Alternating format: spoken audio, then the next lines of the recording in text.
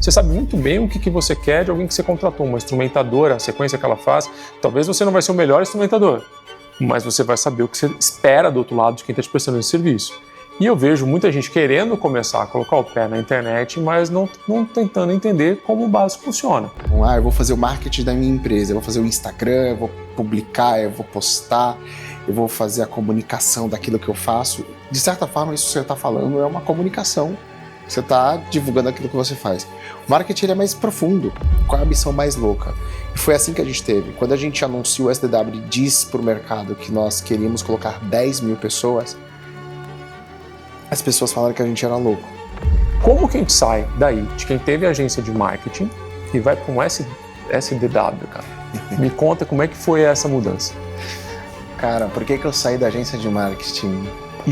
Primeiro porque eu tive um burnout, cara. Quer dizer, sério?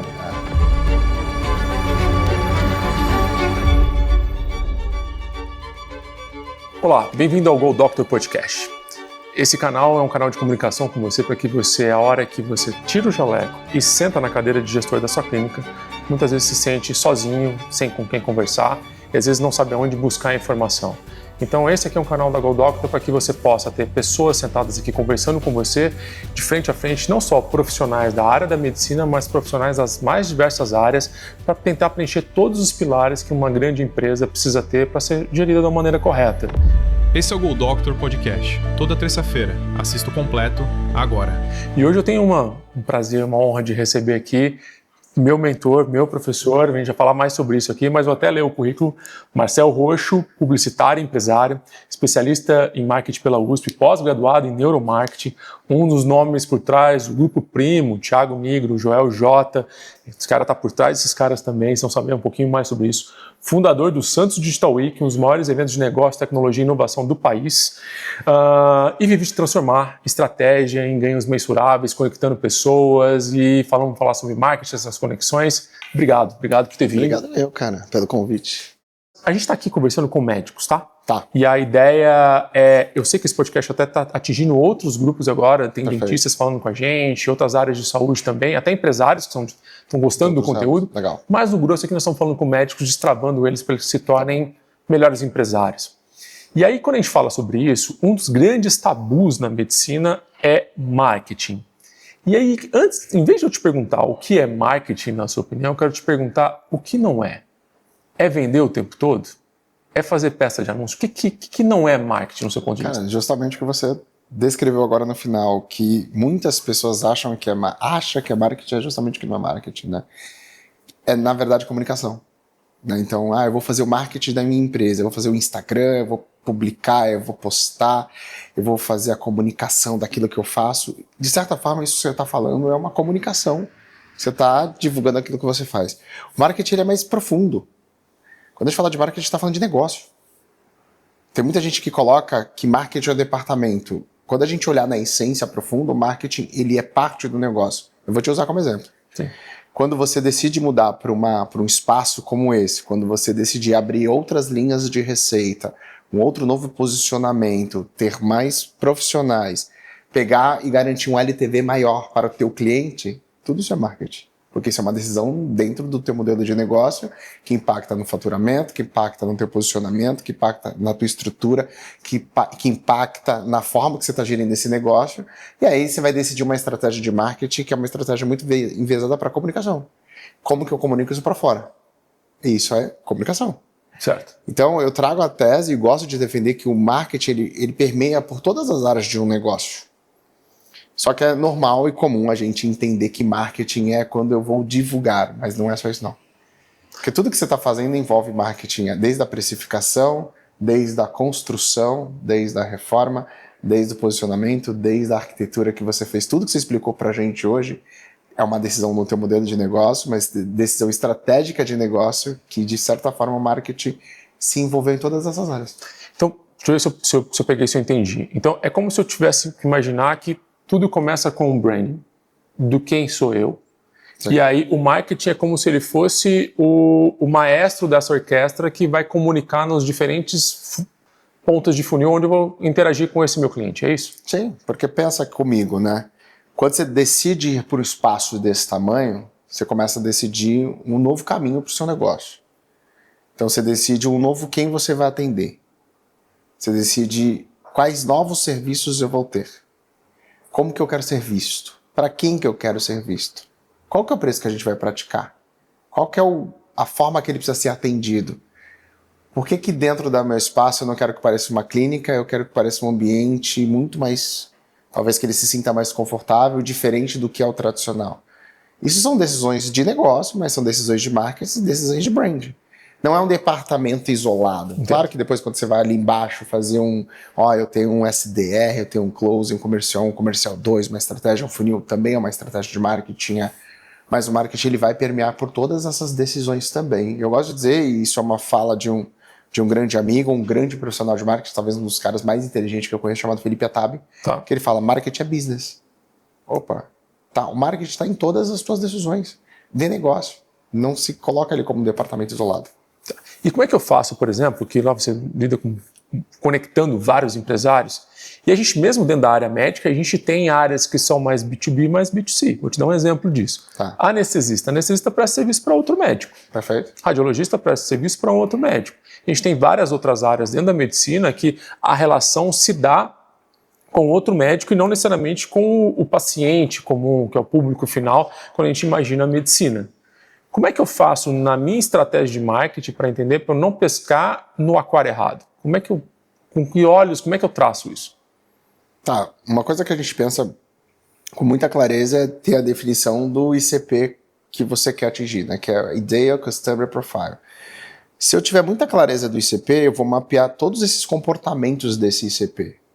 Então, o que o anestesista faz, o que ele consome, em que ambiente que ele está, quais são os lugares que ele frequenta, de que forma que eu tenho que chamar atenção para comunicar com ele.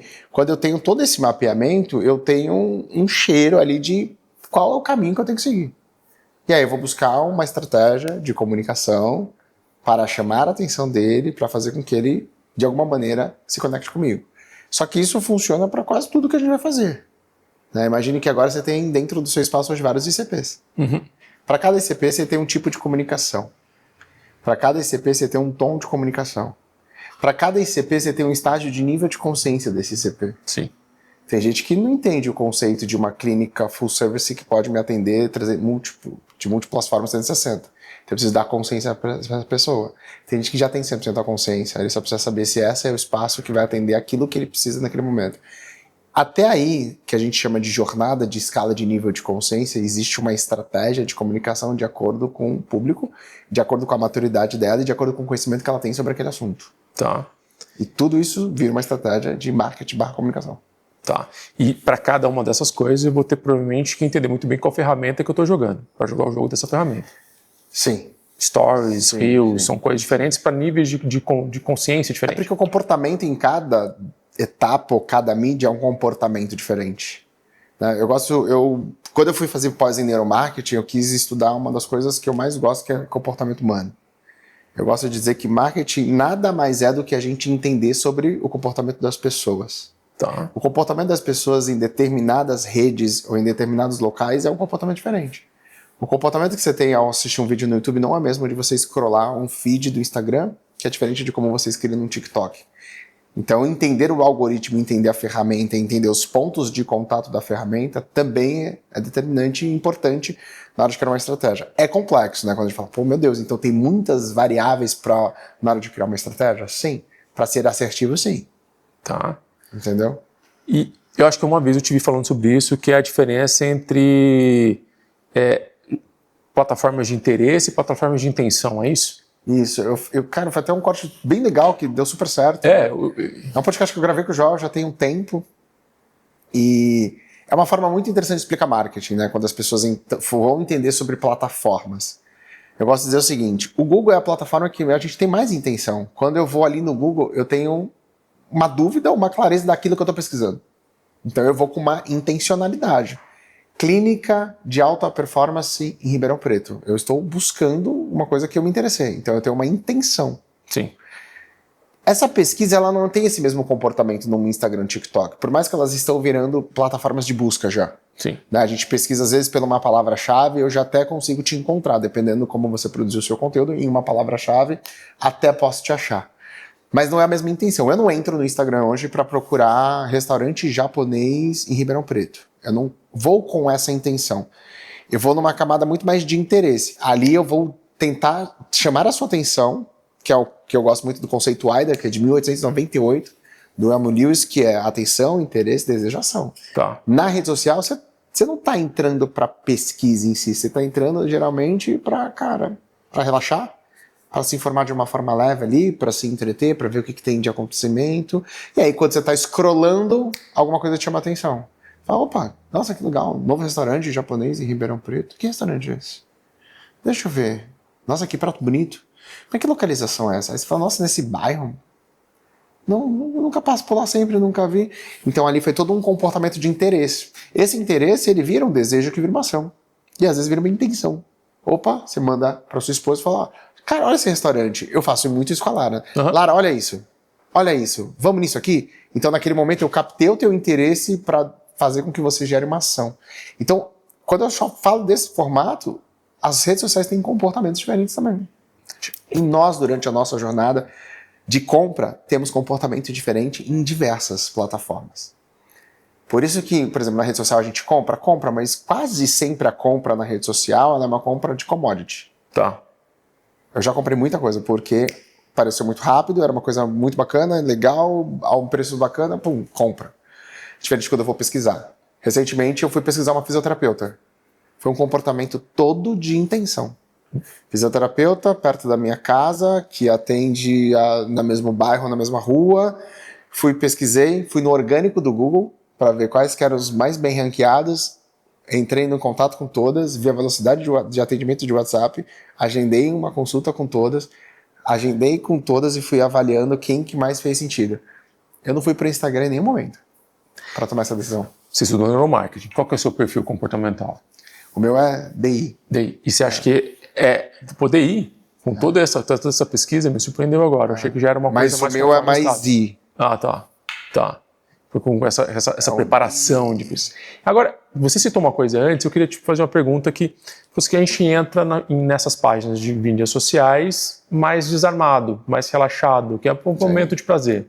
Você acha que isso, quando a gente pensar então na comunicação do meu marketing, você vê mais como uma oportunidade de venda ou mais talvez uma armadilha de eu ficar tentado a vender a todo momento que se eu estou pegando uma pessoa... Porque existe uma resistência quando está me sendo oferecido algo para compra.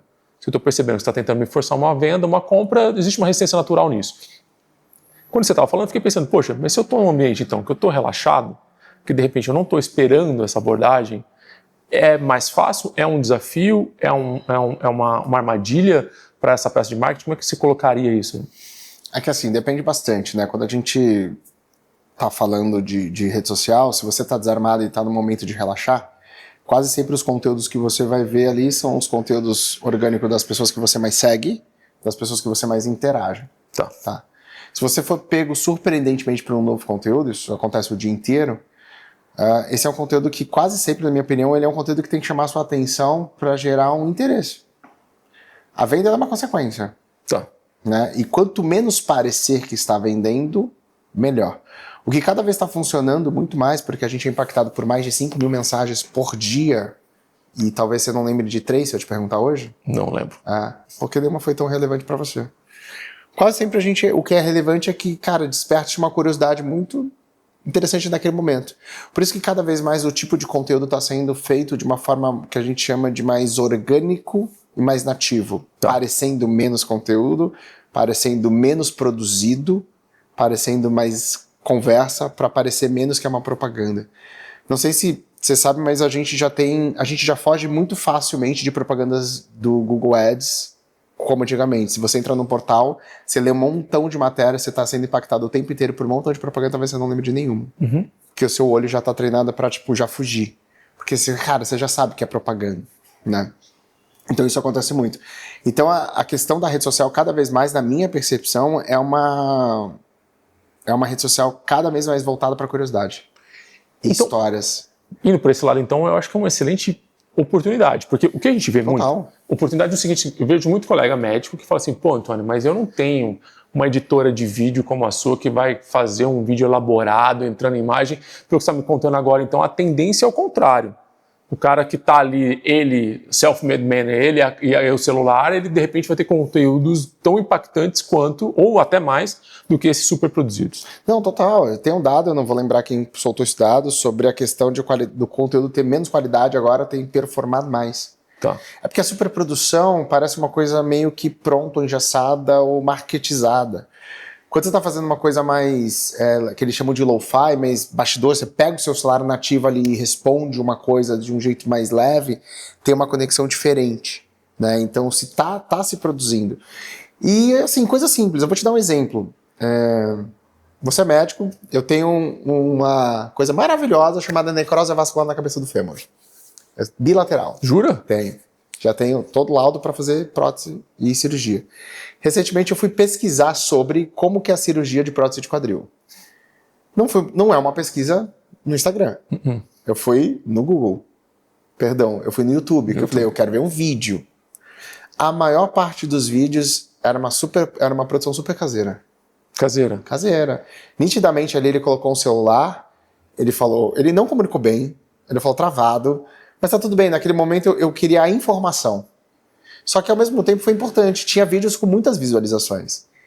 E o vídeo foi feito muito de uma maneira artesanal mesmo, assim, não era superprodução. Naquele momento eu fiz uma análise como um potencial cliente, eu só queria informação, eu não estava ligando em nenhum momento pela superprodução, eu estava buscando quem me dava a melhor informação de uma maneira mais curta, mais simples, mais objetiva, que fizesse sentido para mim. Sim. E aí fui buscar no Google. Uma grande fonte de intenção também. E aí eu tive a resposta. Isso Cara, é um baita insight para um médico. Falar assim, pô, mas eu preciso de muita produção. Cara, um celular hoje faz miséria, cara. Você põe lá e faz. Você precisa ter clareza, como a Lara falou, né, aqui na sua entrevista anterior, você precisa ter clareza da mensagem. E ter muita clareza de quem que vai receber essa mensagem. Tá. Para ver como que você comunica. Mas no fundo, cara, não tinha complexidade nos vídeos. E vários vídeos com muitas visualizações que talvez muita gente ali pode ter adquirido, muitos profissionais. Teve um específico que eu me interessei em entrar em contato. Pela forma que ele fez, pela forma que ele explicou, pela forma que ele abordou. Não era o melhor vídeo produzido em produção, era o melhor bem falado. Tá. Então, tipo, é uma estratégia, pô, preciso de uma grande complexidade? Não. E aí, juntando a isso, eu vou te perguntar uma outra coisa. A gente está falando, então, recapitulando um pouquinho para quem está assistindo a gente, que hoje não é mais uma questão de complexidade de estar elaborado o vídeo, tá ali, tá comunicando Sim. com essa pessoa, entender qual plataforma que você está andando, onde você está colocando, se é uma coisa que a pessoa está procurando uma coisa mais direta ou uma coisa mais leve. E aí eu queria entender qual é o seu ponto de vista em cima disso, da constância. O que constância, porque o marketing bem feito é feito. É todo dia? Quanto mais melhor? Como é que existe um limite para essa constância? Tá, não existe um limite, mas se a gente for buscar um pouquinho de ciência, na neurociência o cérebro começa a entender se tem uma frequência, se ele vê várias vezes uma mesma pessoa, o seu cérebro naturalmente começa a acreditar que aquela pessoa é familiar para ela. Tá. Então a frequência tem uma certa importância. Durante anos, nós fomos muito impulsionados pelos jingles e pelos grandes comerciais. Por que eles funcionavam tanto? Porque ele tinha uma frequência. A gente já sabia ali, eu tava vendo novela, entrava um comercial de uma marca, sei lá, do Guaraná da famosa, da pipoca, cara, você decorava aquilo, mas você às vezes não prestava nem mais atenção no comercial. Não. Então eu falo assim, é importante ter frequência? Pra caramba, imagine que todos os dias você está aparecendo ali para uma determinada pessoa. Todo dia, frequência. Vou fazer isso passado? Menos frequência. Sim. Né? É determinante todo dia? Não. O que é mais determinante é você encontrar um formato que funcione para você, um jeito que funcione para você, a estrutura que funcione para você e você replicar aquilo. O formato, o mesmo que funciona para você, replicado também funciona. Tá. Um exemplo muito interessante é a minha própria cunhada, a irmã da Lara. A irmã da Lara fez um trabalho incrível com o Iese. O Iese, se não é uma das maiores referências no Brasil de crescimento orgânico, cara, top 3. Ele foi fazer com ela, ela passou por diversos profissionais e ela nunca conseguia achar esse jeito de crescimento. Minha cunhada é advogada tributarista. Sim. Não é um assunto tão bacana, tão sexy para falar na internet. E ele falou para ela, eu consigo te fazer crescer. Eu consigo. E aí ele passou talvez aí 1 mês, 2 meses até achar o formato. Achou o formato, achou o tom, achou o jeito, achou a dinâmica do vídeo. Cara, batata, ele só replica, todos dão certo. Fantástico. E aí agora ele começa a colocar o quê? Um pouco mais de frequência, porque aí vai entendendo. Para todo profissional é a mesma coisa. O que funciona para você como médico, não necessariamente vai funcionar para outro médico da mesma área, às vezes até da mesma cidade, porque vocês são diferentes.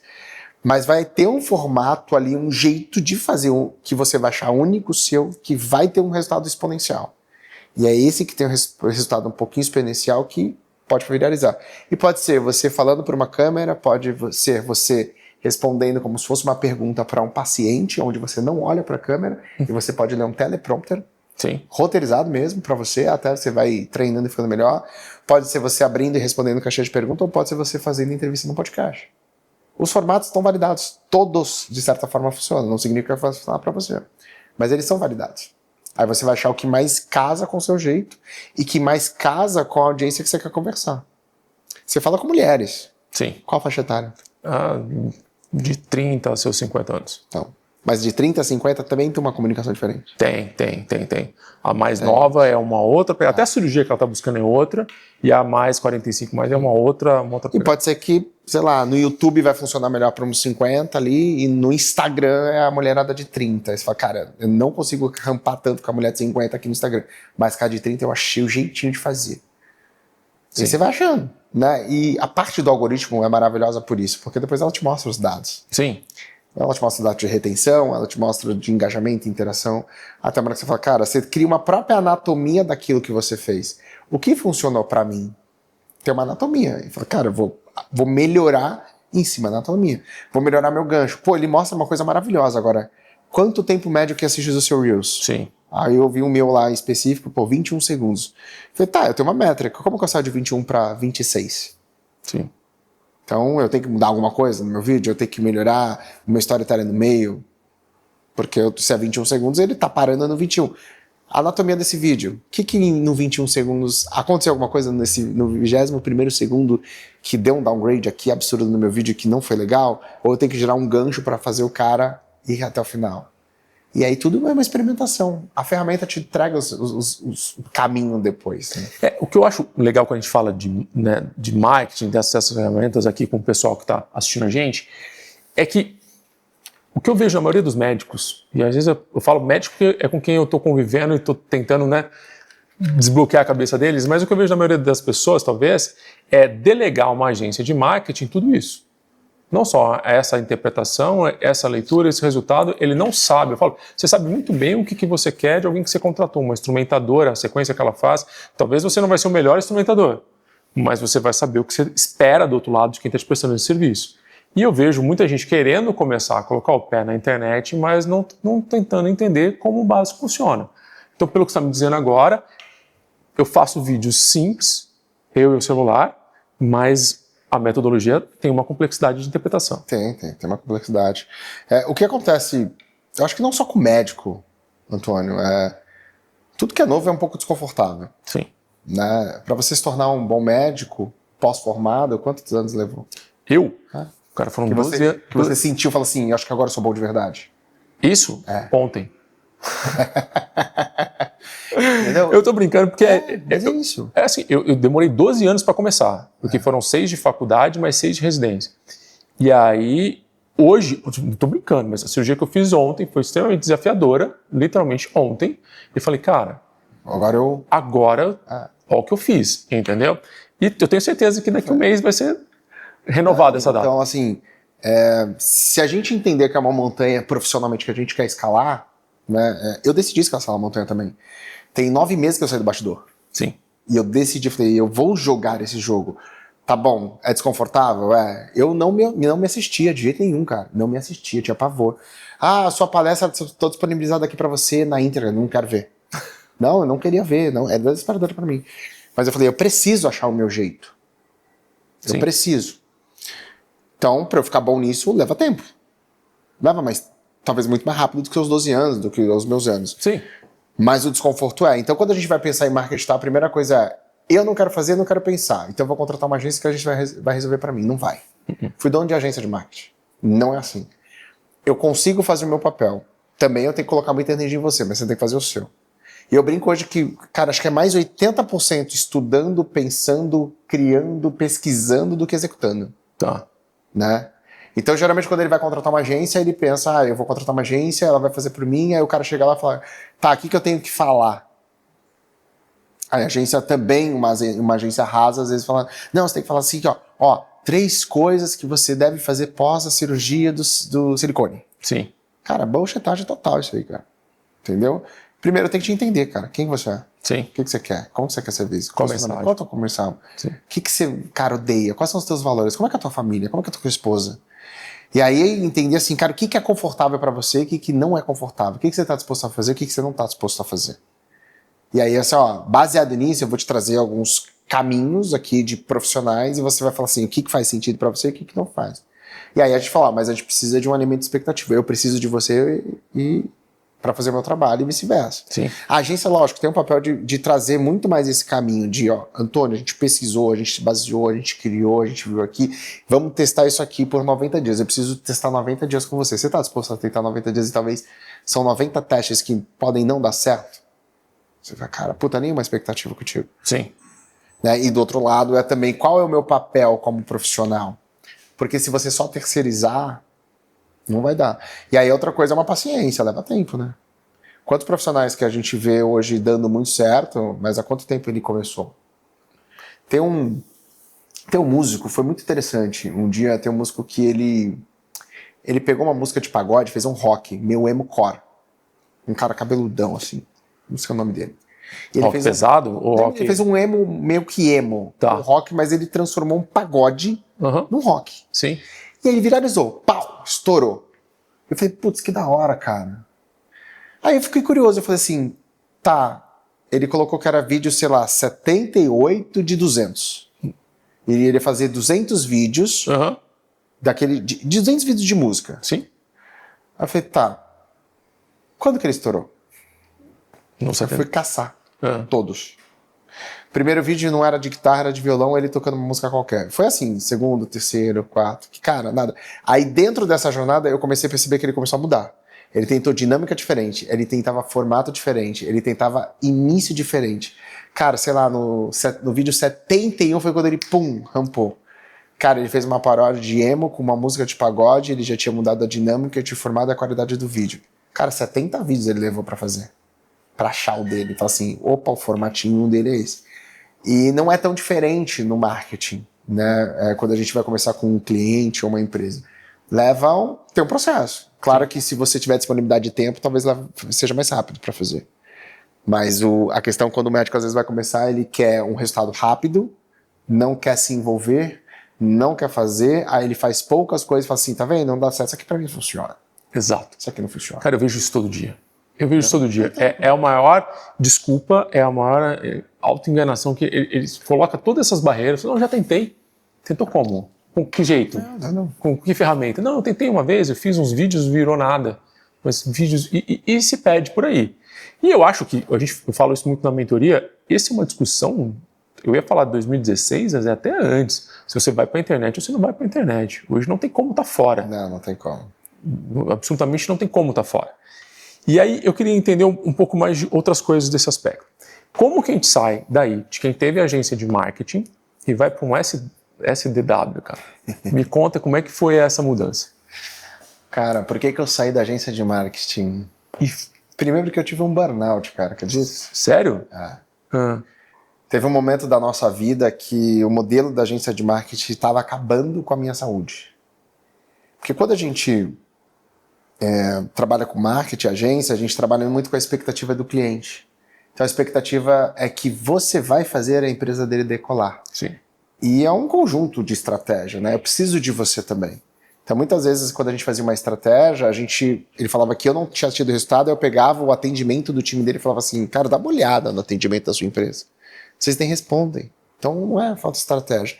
Então aquilo foi consumindo muito e consumindo muito porque quando a gente chegou no auge, que a gente teve 47 clientes, eu tive os mais diversos nichos diferentes, Antônio.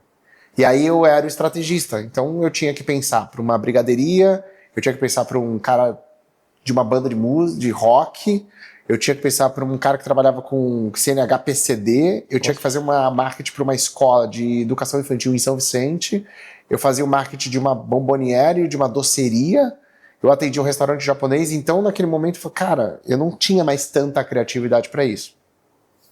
E o outro problema foi quando 47 clientes, 47 grupos, mas não necessariamente 47 donos. Então beirava umas 80 pessoas. Então as mensagens eram muito doidas. E quase sempre a mensagem, tipo, te cobrando, perguntando, exigindo. E aí eu comecei a ficar surtando com isso. Até uma época que eu falei pra ele, Lara, eu não aguento mais esse modelo de negócio. Um dia o que foi meu sonho não tá sendo mais. Sim. E aí na pandemia que a gente tem coragem de sair desse modelo de negócio, porque na pandemia a maior parte dos meus clientes, donos de restaurante, alguns não trabalhavam com delivery, empresários de loja de shopping. Tá. Fechou. Tudo fechado. E aí eu falei pra ela, vai todo mundo olhar pro digital. É agora que a gente vai sair disso. Eu já estudava o mercado de infoproduto, mas eu não tinha tido coragem. Eu comecei a estudar o mercado de infoproduto junto com o Joel, por meados de 2015 e 2016. Não tive coragem de largar, fiquei 4 anos assim, acho que eu vou. Não vou. Eu não tive essa coragem, aí na pandemia eu falei, agora que eu largo, fecho a agência. Aí a gente ficou ali durante esse ano lançando, e aí com essa experiência de lançamento veio o convite do Thiago Nigro para assumir a Stage, aí eu efetivamente entro no mercado da educação. Tá. E aí esse mercado que eu descubro ali escala, volume de vendas, funil, aquisição, custo por lead, me encanto pelo mercado, me encanto pelo fato de trabalhar ali com uma coisa um pouco mais estratégica, onde a minha energia era mais concentrada em um único projeto e com alto faturamento. Me liberto dessa questão da agência. Sim. Aí eu encerro todos os nossos clientes e entro nesse mercado de infoproduto aí, que é um mercado que, de certa forma, eu continuo estando nele. Né? O que mudou um pouco do formato. A gente fazia mais venda de curso online, hoje a gente vende mentoria. Mas onde entra o SDW nisso, né? O que aconteceu é que durante esse período de agência, eu acabei criando um evento em 2016. Porque... o Santos Digital Day, que é o meu primeiro evento, ele nasce em 2016. E ele nasce de uma provocação muito simples. Em Santos a gente tem uma premissa que a gente fala que tem que subir a serra. Sim. Para tudo a gente tinha que subir a serra, subir a serra, subir a serra. E eu ia muito para evento. Eu estava ali há poucos meses com a agência de marketing, subi evento, aí um dia eu falei assim, cara, por que tem que subir a serra? E se as pessoas não subissem e tivessem um evento aqui? E essa foi a minha provocação. Vou fazer um evento de marketing digital. Mas eu sei fazer evento, eu não tinha a mínima ideia que era fazer um evento. E aí eu faço em 2016, a primeira edição, tomo um preju, mas assim, um preju mó pequeno, sempre pedindo ajuda pro Joel. O Joel Sim. palestra, e ele nem era JJ, era João Moraes. Posso te interromper um minuto? Pode. Porque eu não falei. É irmão do Joel J, que está sentado aqui na nossa frente. Porque às vezes a gente já citou o Joel, às vezes está falando, quem é Joel? Do Joel J, está aqui sentado na nossa frente. E aí, não era nem JJ ainda, era Joel Moraes, o Instagram dele, não era J. E ele palestra, naquele ano, palestra outras pessoas que depois se tornaram super referência em suas áreas. Luciano La Roça, que você tem em Portugal, que é uma história, Sim. quase 10 anos depois, estou trazendo o Luciano. Sim. E aí o evento deu muito certo, eu não palestrava, não subo no meu próprio palco, abro o evento ali rapidamente, enfim. Só que aquilo me abriu muitas portas. Eu tive acesso à mídia, eu consegui dar reportagem, tinha umas 200 e poucas pessoas. Aí as pessoas foram descobrindo que eu tinha agência, aí eu falei, cara, isso aqui é legal. Aí no outro ano eu fiz de novo, enfim, começou esse negócio de fazer. E eu fui percebendo que o evento era um canal de aquisição. Perfeito. Que me dava visibilidade e tudo mais. Só que aí na pandemia eu paro de fazer o evento. Porque podia fazer, não é a única coisa que eu não podia fazer. Sim. E aí a nossa vida muda, né? Então eu entro pro mercado de infoproduto, não posso fazer evento, vou pro Grupo Primo, depois do Grupo Primo Portugal, depois Joel, aí enfim, o ano passado as coisas voltam. Eu volto para o empreendedorismo, começo a voltar nesse mercado de infoproduto, lançar de novo. Aí eu caio de paraquedas num projeto maravilhoso, cara, de conselho consultivo, de advisory. Abro e fundo o que se chama The Advisory Board, hoje é um produto de advisory sensacional, onde os nossos sócios todos são professores G4. Opa. Né? Eu era diretor de operação lá. E aí o ano passado eu vou para Campina Grande, no evento do Moisés, que você foi esse ano. Sim. Fui o ano passado, e aí eu simplesmente sento com o Moisés e com o Rodrigo Barbosa e falo, Moisés, o que você está fazendo em Campina Grande? Ele, pô, cara, porque aqui eu tenho uma facilidade maior com a hotelaria, com a prefeitura, com o Sebrae. Então, Marcelo, se eu vou lá fazer em São Paulo, pô, lá eu não vou conseguir ter essa competitividade. Aqui eu sou o cara. Aqui eu faço o maior evento da minha região, eu ajudo os empresários da região, eu fomento a economia local. E eu falava, caraca, Moisés, eu fazia isso em Santos, cara. Na época que nem explodia evento. Sim. E aí naquele dia, eu lembro, acho que era dia 30 de março do ano passado, eu falei assim, vou voltar a fazer evento. Ligo pra Lara e falo, amor, eu vou voltar com o Santos Digital Day. Não sei se com esse nome. O Santos Digital Week já aconteceu com esse nome, em 2017. Sim. E aí volto e aí levo a tese pro Joel. O Joel pergunta assim, o que você tá fazendo? Eu falo, eu tô fazendo isso, isso e isso. E vou voltar a fazer esse evento aqui. E aí eu falei, mas eu queria que ele se tornasse o que ele se tornou no ano passado daqui a 3 anos. Ele mesmo me explica aí o evento. Como é que era a tese. Eu falei, cara, eu tinha voltado com a agência de marketing. Uhum. Só que eu tinha voltado com um ex-sócio meu de 8 anos atrás e a gente inverteu os papéis. Eu era o operacional, na época ele era o comercial. Eu falei, quero voltar com a agência, mas eu sou o comercial, tu é o operacional. Tá, eu acho que eu vou vender muito mais que você, eu não tenho pavor de ser operacional.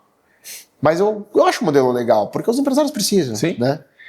E aí eu apresento pro João e falo, eu quero montar um evento aqui, quero que seja grande e não ligo necessariamente para lucratividade. Isso vai cascatear para todas as minhas empresas. Exato. Era isso que eu queria. Eu falei, vou fazer um funil grande, vou subir no palco, vou aumentar minha percepção de valor, vou aumentar minha autoridade, vou gerar relacionamento, vou pegar uma base, vou. Primeira edição, volto agora, 500 pessoas, Teatro Municipal de Santos, vou crescendo até fazer o evento como a gente fez no ano passado. E aí o João senta com uma folha A3, daquele jeitão professor dele, começa a desenhar e fala, cara, isso aqui é um bom negócio, tem potencial. Mas para você fazer isso aqui, eu acho que você tem que largar tudo. E se você largar tudo, eu te ajudo nesse primeiro ano. Eu te ajudo, eu vou participar para você, e aí você pode fazer maior. Sim. Eu falo, cara, mas é doideira, velho. Como que eu vou fazer isso maior? Ele falou assim, se você largar tudo, eu contribuo e te ajudo. Com 2 condições.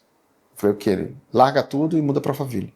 Eu, puta, de novo, minha filha tinha acabado de nascer, tinha 7 dias.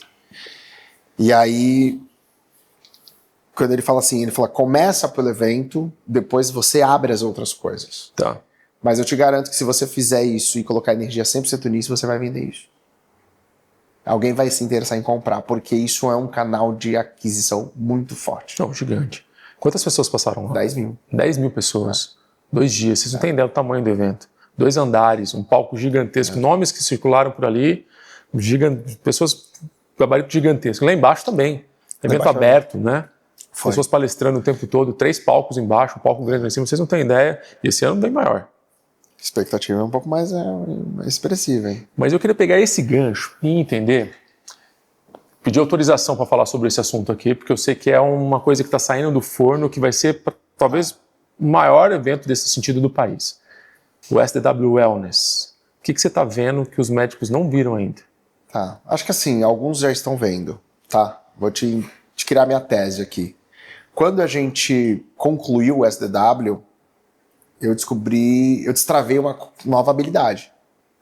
Né? E essa habilidade foi uma provocação interna. Foi, cara, a gente sabe fazer evento grande. Né? Eu nunca tinha feito algo nem perto daquilo. E a gente entendeu, a gente acertou em fazer isso em Santos, porque a cidade abraçou isso muito forte. A gente é disparado o maior evento da região, mas assim, disparado absurdamente. Então isso me trouxe uma autoridade muito grande, uma percepção muito grande. E aí aquilo cascateou para as outras iniciativas, né? Então o SDW, como marca, ganhou valuation. Nós abrimos nosso clube, que hoje já tem 150 membros. Nós temos outro clube que tem 24 e nós temos o Mentoria de Portugal, que logo depois a gente vai SDW para Portugal, que tem 117. Tá. Então, em poucos meses eu tenho 270 clientes. E aí eu descobri um caminho. Eu falei, pô, isso aqui é maravilhoso. Eu tenho um canal de aquisição, eu tenho um canal de visibilidade, eu tenho um canal de reconhecimento, eu tenho um canal de acesso. Potencializa minhas iniciativas. Que outro mercado que talvez eu possa fazer a mesma coisa de tamanho? E aí a gente foi estudar o mercado. Qual mercado que eu, de certa forma, gosto, vivo e que tem uma narrativa muito forte com a nossa cidade. Porque ali eu falei, se eu conseguir de novo uma parceria ali com a cidade, com a prefeitura e com a Secretaria de Saúde, eu posso fazer uma coisa grandiosa. O que Santos tem muito bom? Eleita diversas vezes já na história, melhor e uma das melhores cidades para se viver. Uma das melhores cidades para se viver na terceira idade. Cidade que respira esporte, corrida pra caramba, triatlon pra caramba, maratonas aquáticas, canoagem. Cidade plana, cidade que ali por metro quadrado tem uma diversidade absurda de academia. Sim. E aí a gente foi olhar o mercado. Qual mercado que cresce, que tem tamanho de mercado endereçável, que tem um crescimento absurdo, que eu posso me posicionar e talvez ser, se não o maior, um dos maiores no Brasil. E a gente chegou no wellness. Perfeito. Mas o que a gente olhou também no wellness, né? A gente foi uma tese... A maior parte dos eventos existentes, eles são focados em B2B. Tá. Então é focado em outros profissionais da área querendo saber sobre científico, informativo, educacional, tendência. Só que eu, como consumidor final, comecei a pesquisar, qual o evento que eu trago médico, personal, outros especialistas para falar desse universo de injetável, de biohacking, de sono, de longevidade, para o meu jeito de ouvir, para a minha narrativa, de um cliente consumidor final. Para onde a gente está indo com a longevidade? E aí a gente falou, putz, mercado wellness. E aí a gente criou essa tese, né, de juntar 4 dias de evento, onde eu divido os custos, né, então para nós é mais fácil fazer, a estrutura ela é praticamente a mesma, e aí a gente vai para esse mercado onde a gente consegue talvez se posicionar, porque tem uma ambição nossa muito forte, tá? É uma ambição de um cara empresário que é, onde eu posso ser o maior do Brasil? No negócio, a gente entendeu que é muito desafiador. Uhum. Tem muitos competidores, em São Paulo é muito grande, mas a gente olhou e falou, cara, no mercado wellness talvez a gente consiga, de saúde e longevidade. E aí nasce o wellness, levamos esse projeto à prefeitura, mais uma vez ele foi aceito, né? A gente não divulgou ainda oficialmente, mas basicamente no fundo é construção de audiência, construção de base de leads, construção de elemento de autoridade, construção de relacionamento. Hoje, parte dos nossos negócios está na prestação de serviço. E olha que interessante a tese, Antônio. Eu estou comprando empresa por conta desse DW agora, sem alocar nenhum real. Legal. Eu falo, eu tenho tamanho, eu tenho audiência, eu tenho o tempo de aumento de nível de consciência para você, e se eu me colocar aqui, eu posso fazer a sua empresa que está nessa quantidade vir para cá. Então a gente começou a buscar empresas para a gente fazer uma aquisição ali de media for equity, ou event for equity, nem existe esse termo, mas que no final cascateie para um ecossistema de serviços, né? E aí a gente falou, negócios, wellness, dependendo da empresa, a empresa conversa com as 2 camadas. O nosso clube conversa com as 2 camadas, a nossa agência conversa com as 2 camadas. Eu aumento meu nível de relacionamento de uma forma absurda, porque o evento me abre portas muito rápido. Sim. Né? Então quando a gente bate ali, que nem eu tive uma reunião muito incrível com a Vitafor ontem. A Vitafor já falou assim, queremos estar com você. Você pretende fazer em Portugal ano que vem? Não estava na minha cabeça, tá? Falei, pretendo. Bora. Né? Porque a gente entendeu, falou, caramba, isso é um ativo. E a gente entendeu que o evento ele é um grande canal de aquisição para essas outras iniciativas nossas. Ele não é uma unidade de negócio tão lucrativa de forma individual. Ah, sim. Entendo. Mas a escala que ele tem de potencializar um negócio físico ou online, dependendo do teu modelo de negócio, é uma escala muito grande. Porque a nossa tese esse ano, nosso desejo é que a gente alcance mais de 30 mil pessoas em 4 dias. Perfeito. Né? Então, assim, o que acontece com a minha imagem? O que acontece com as empresas que estiverem lá, que de alguma maneira eu sou sócio? O que acontece com o nosso clube? O que acontece com as nossas mentorias? O que acontece com o produto de Portugal internacional? Então, a gente falou, cara, esse evento ele só precisa minimamente break-even, porque o que ele gera pra gente ali de relacionamento e negócio é o que tem o valor. Né? E ele soma no valuation. Se eu puder trazer um pouco disso para o dia a dia do médico que está aqui. Algumas coisas que você foi falando ao longo dessa história, que eu tive a honra de fazer parte do SDW ano passado, Portugal também. Podemos falar que começa com foco, então? Foi isso que o Joel te pediu. Foco num produto, num projeto. É isso? Cara, de verdade, começa com uma frase que eu tô defendendo muito forte, que vem de um livro chamado Jogar para Vencer. Começa com uma ambição. Missão. Ambição. A ambição determina todo o restante. Tá. Porque como você vai buscar? Qual que é a sua ambição? Se a ambição não for vencer, você tá jogando qual jogo? Entendi. Tá jogando pra jogar. Sim. Tem que jogar pra vencer.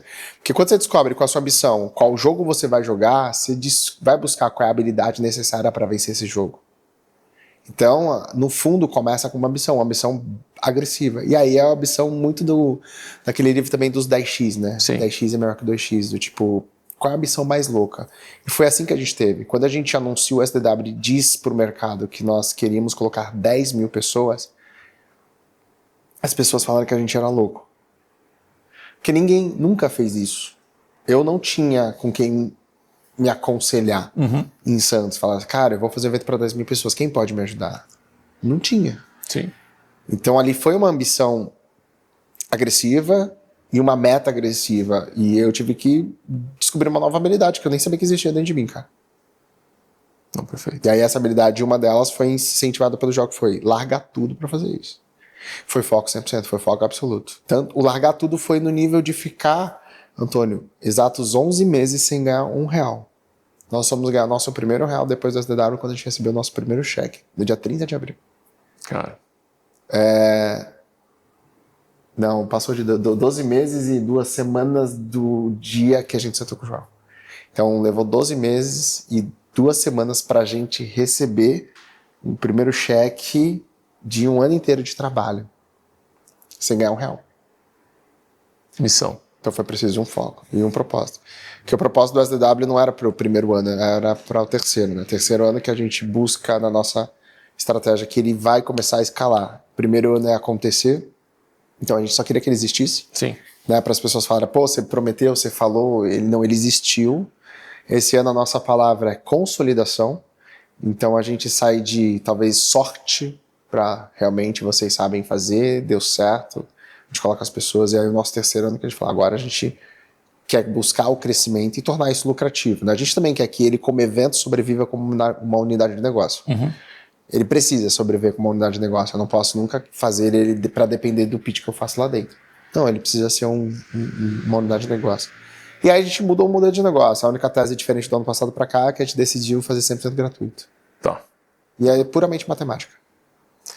Porque o que a gente provoca os médicos aqui é que eles se enxerguem como empreendedores, empresários, tenham essa visão de business que você está colocando aqui. Missão, eu acho que fica muito claro, eles acham que sabem a missão. E às vezes se perde ao longo do caminho vendo essa missão de um jeito errado. Uma missão talvez no servir, no cajado, naquela coisa da medicina, e não talvez uma missão de propósito de eu posso ser o melhor, os 10 vezes melhor que o 2x, do que posso ser o melhor no que eu faço. Como é que eu posso ser o melhor? Como é que eu tenho a missão de levar essa técnica, esse conhecimento, meu jeito de fazer para mais pessoas? E se perde no foco. Sim. Não foca nisso. Vai se distraindo. Como a gente falou de marketing, tenta, não vai até o fim, não consegue entender o que está acontecendo ali dentro. E eu acho que o terceiro elemento que você traz dessa história, que eu acho que tem que provocá-los aqui, é o poder do ecossistema. Perfeito. E você conseguir construir de um pilar, vai brotando oportunidades de network de negócio que você, de repente, daquela sua missão, daquele produto inicial, você consegue criar uma rede de outros motores gigantesca. No teu caso, assim, acho que no segmento médico, acho que a gente vai passar, talvez nos próximos 2 anos, uma grande transformação. Não sei se você está vendo, mas é o mercado que mais estão apostando. Outros profissionais que não são da área estão criando eventos médicos, mentorias médicas e não são médicos. Eu vejo uma mudança muito grande, claro que é porque a classe é a mais lucrativa, vamos ser bem honestos como negócio, é uma classe lucrativa, né? A massa que tem um resultado acima da média é lucrativo, tem um bom faturamento, mas ao mesmo tempo é interessante porque vai carregar uma nova visão para esse cara, que ele precisa de uma referência. Talvez aqui para outros médicos, principalmente dessa região, eles precisam olhar a tua estrutura, a tua ecossistema e falar assim, cara, mas em que momento que você virou... Ou até amigos teus de profissão que um dia se formaram contigo, que estão ali, talvez ainda na clínica, falam, Antônio, o que aconteceu? Sim. Que aí eu falo que é o poder da ambiência. Só aconteceu isso quando você foi mudar de mesa. Ah, com certeza. Aliás, essa é a frase que uma vez em um evento lá do Joel falou, qual que é a frase? Eu pus essa e estava na luzinha lá que a Emily preparou, estava essa frase, mude de mesa. Eu adoro essa provocação porque realmente, às vezes, ele fica preso, né? nos pares com quem você está conversando, as mesmas dores, mas a mesma visão, tudo dentro da caverna, enxergando as sombras ainda, sem conseguir enxergar o que está lá fora. Para mim, pessoalmente, essa provocação foi quando eu tive que voltar do nada para Ribeirão Preto. Já tinha bebido de um sucesso um pouco maior, com a clínica maior em Belo Horizonte. Fui começar do zero aqui e falei, não, cara, eu preciso estar e enxergar quem está fazendo o que eles estão fazendo, para tentar acelerar o processo. Foi aí que a gente começou a fazer tudo isso. E está nas minhas corretas, foi aí que eu te conheci a Lara, conheci o Joel, e gosto de estar com vocês. Então, obrigado pela oportunidade de estar aqui. Eu que agradeço, obrigado por ter vindo de lá, as crianças, como eu falei, as crianças estão em casa. Eu fiquei impressionado, assim. Não. Pelo que você construiu aqui, cara. A ideia é aquilo que você falou, criar esse ecossistema para tentar tirar o mais proveito dessa missão final que saiu um pouco da cirurgia plástica e está conectada muito à longevidade hoje em dia. Como é que eu posso fazer uma curadoria que essa mulher vai mais longe, com mais saúde? Só isso, você entendeu de negócio. Sim. Você olhou para o médico que virou um empresário, entendendo uma dor real das pessoas. Porque a nossa dor ali como cliente, eu não quero ser atendido por vários profissionais ou por vários locais. Eu queria achar um único local que pudesse me aceitar, me entender e resolver aquilo que eu estou buscando. E aí, aqui talvez você vai resolver isso pro cara.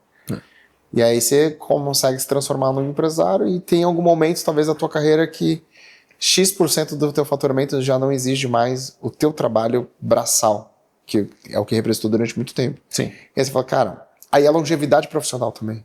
Sim. Que cada vez mais, não sei, né? A gente não necessariamente me enxergo fazendo a mesma coisa daqui a muitos anos. Eu consigo enxergar o evento andando sem mim daqui a muitos anos. Sim. Mas talvez não na operação ainda como é.